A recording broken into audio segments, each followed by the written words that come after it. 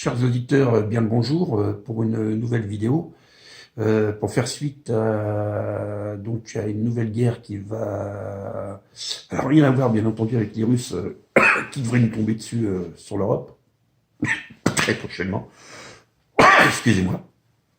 Donc cette guerre elle va se déclencher dans les semaines à venir, là, ou ce mois-ci ou le mois prochain. En Europe centrale, plus exactement entre le Kosovo et la Serbie, qui est un non contentieux d'ailleurs, avec l'OTAN, bien entendu, puisque l'OTAN est présente là-bas, militairement. Et c'est une manière pour Poutine donc de tester l'OTAN en Europe, et pas sur les mêmes frontières qu'on pensait. Voilà, donc un nouveau conflit va pas tarder à se déclarer, hein, un conflit militaire de haute importance quand même, hein. Ce n'est pas rien, puisque des troupes russes sont arrivées. Alors bien sûr, ils sont arrivés en civil, hein, par avion, hein. Et puis le matériel à côté, hein. Donc on a des troupes russes qui sont déjà sur place en Serbie, puisque la Serbie, ce sont des Slaves, ils sont de religion orthodoxe, et ce sont des alliés de la Russie. Et donc Poutine a décidé de tester l'OTAN là-bas pour commencer. Voilà. Donc, soyez pas surpris un petit matin d'apprendre qu'il y a un conflit d'assez haute intensité quand même, hein, parce que ça va être plus chaud que dans les années 90. Hein. C'est plus la même, hein, qui se déclenche là-bas, et puisque les troupes de l'OTAN vont être touchées. Hein.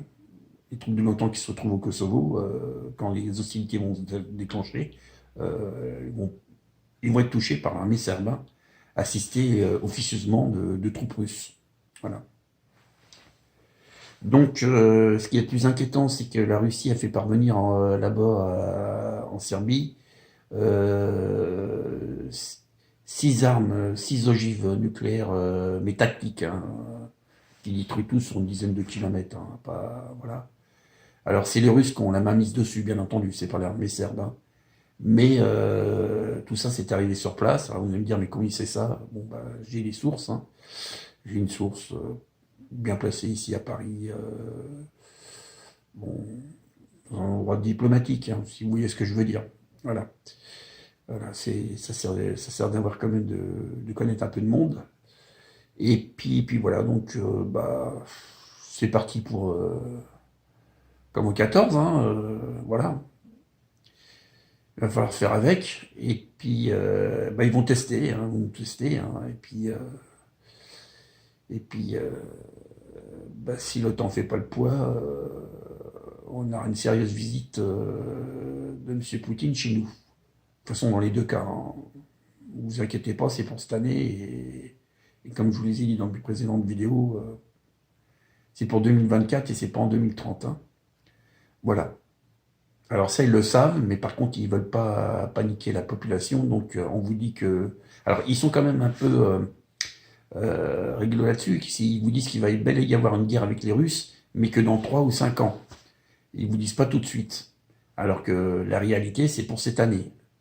Et voilà, pour plusieurs raisons. Donc là, Poutine devrait tester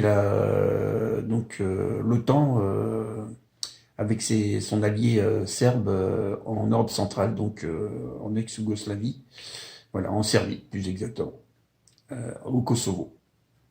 Voilà, puis apparemment ils ont une visée aussi, il y a une visée aussi sur la Bosnie-Herzégovine, où ça pourrait aussi péter entre Serbes et les Bosniaques.